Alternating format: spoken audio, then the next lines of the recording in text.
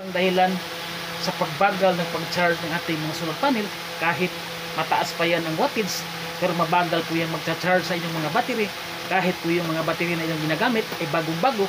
Ano po ang dapat nating pansinin, tingnan dito po sa ating ginagamit na solar panel. So dapat po yan, yung ating mga solar panel, tingnan niyo po yan ang kanyang mga wiring, katulad po nito, kung wala ba kayong napapansin na mas lumalambot o kaya po mas tumitigas, papunta po yan dito sa kanyang ito pong kanyang box. Ayan, bubuksan po natin.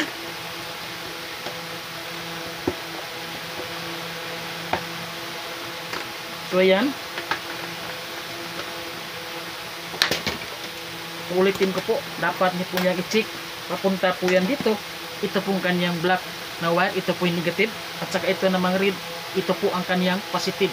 Dito naman po sa kanyang clip, kung ganito ang inyong solar panel na mayroong clip, itong red automatic na po yan na ito ang positive, at saka itong black, ito po ay negative. Yan po kung ang inyong solar panel ay bagong-bago, ibig sabihin hindi po yan nagalaw o kaya hindi pa po yan nasira or pinapaayos or inaayos. So dapat niyo po yung tingnan kapag bumabagal po na mag-charge ang ating mga solar panel, dapat niyo po yung tingnan ang pagbabago po ng balat or insulator ng kanyang wiring.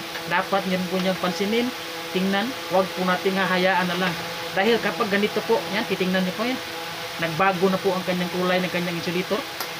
Ganun din po ang nangyayari po sa kanyang loob.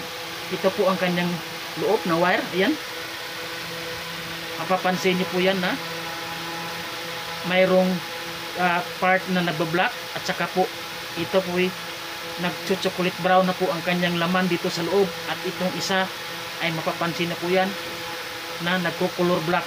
Yan, nagkukulay black na po yan or color black, at ito namang kanyang kulay, pansin nyo po na kakaiba na po ang kanyang kulay dito po sa kanyang isa pang wire.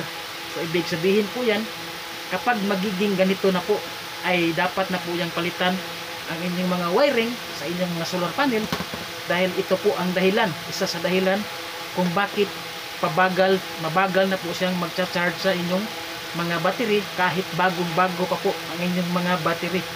So dapat niyo po yung pangalagaan, always check, para po ang ating mga solar panel ay mapakinabangan po natin ng gusto, na kahit po makulimlim ang panahon, pwede pa po rin po yung makapag-charge ng maayos sa inyong mga battery, at pwede rin pong makapagana or makapaandar po sa inyong mga 12 volts na DC na electric fan kahit po walang battery, basta po maayos po ang kanyang wiring sa inyong mga solar panel. Paki-check na lang po sa iba ko pang mga video kung paano ko po pinapagana ang 12 volts na DC na electric fan na wala pong battery at wala pong voltage or charging controller. Direct po dito po sa solar panel, 12 volts na DC na electric fan, kaya po itong paganahin ang 12 volts na DC na electric fan, basta po itong kanyang diode maayos, at saka po itong kanyang wiring ay maayos, wala pong defective.